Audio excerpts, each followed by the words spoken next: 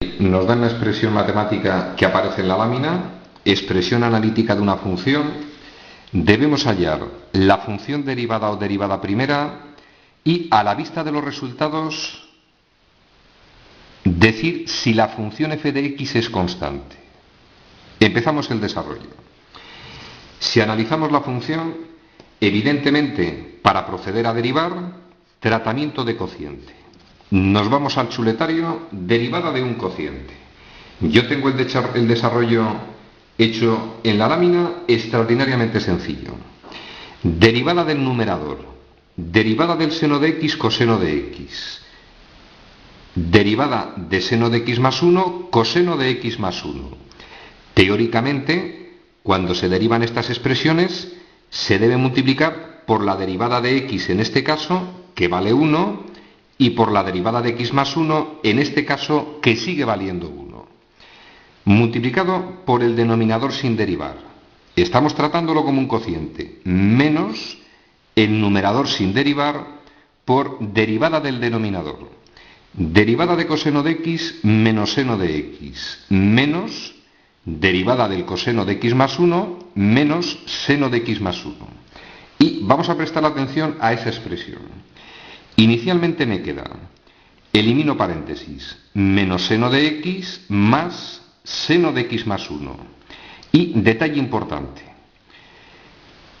vamos a tener que operar el numerador. Y debemos darnos cuenta del siguiente detalle. En el primero de los casos se trata de un producto de conjugados. A más b por a menos b. Extraordinariamente sencillo de operar. Aplicando las igualdades notables, vamos a efectuar esa operación de forma inmediata. Pero esa expresión también es un producto de conjugados. Mirad, en el fondo, si yo esta expresión la ordeno menos seno de x más seno de x más 1, como la suma es conmutativa, expreso primero el seno de x más 1 y menos el seno de x. Como la suma es conmutativa, cambio el orden de esos términos y me va a aparecer un conjugado. Seno de x más 1 más seno de x por seno de x más 1 menos seno de x. Terminamos de derivar, todo ello partido del denominador elevado al cuadrado. Seguimos analizando la expresión. Repito, producto de conjugados. Nos vamos a las igualdades notables, a más b por a menos b, a cuadrado menos b cuadrado. Coseno cuadrado de x menos coseno cuadrado de x más 1. Menos, teníamos otro producto de conjugados. Seno cuadrado de x más 1 y más, luego explico por qué este más, seno cuadrado en este caso de x. Recordad el detalle, tenemos un menos delante de la expresión. Una vez que ese menos afecte ese producto, nos queda menos seno cuadrado de x más 1 más seno cuadrado de x. Analizo la expresión y esto es un mínimo de experiencia. Siempre que veamos este tipo de expresiones, tenemos que intentar que aparezca la fórmula fundamental de la trigonometría. Seno cuadrado de alfa, sea cual sea el ángulo, más coseno cuadrado de alfa, evidentemente igual a 1. Coseno cuadrado más seno cuadrado es 1, y si a esta expresión le quitamos el signo menos, quedaría de la forma que aparece en la lámina. Tenemos ordenadito, seno cuadrado más coseno cuadrado, más, saco factor común menos 1, me quedaría seno cuadrado.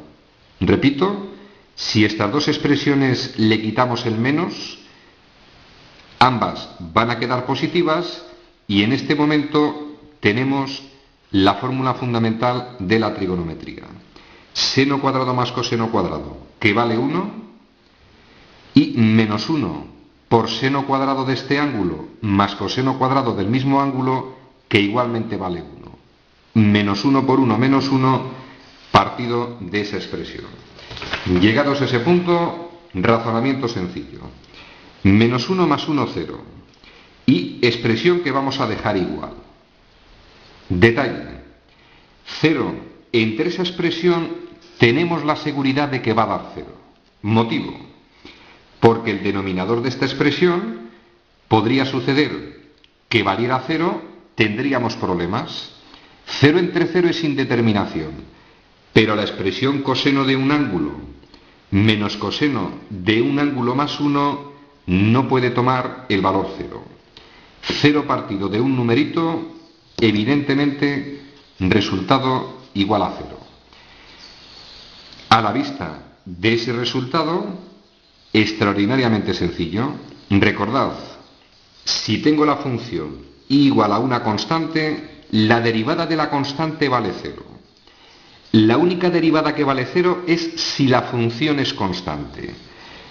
Si la derivada de esa expresión hemos llegado a la conclusión de que vale 0, la función f de x evidentemente podemos asegurar que es constante.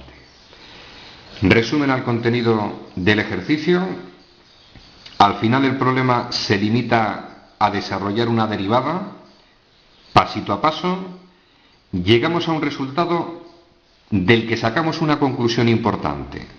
La función inicial, el resultado siempre es una constante porque su derivada, la función derivada, toma el valor 0. Y como detalle curioso, si quisiéramos demostrar que la función f es constante, podríamos proceder de otra forma, aplicando el famoso chuletario de fórmulas trigonométricas, seno de la suma de ángulos, coseno de la suma de ángulos, desarrolléis la expresión, de la misma forma vamos a llegar a que esa expresión es igual a una constante. Ejercicio resuelto.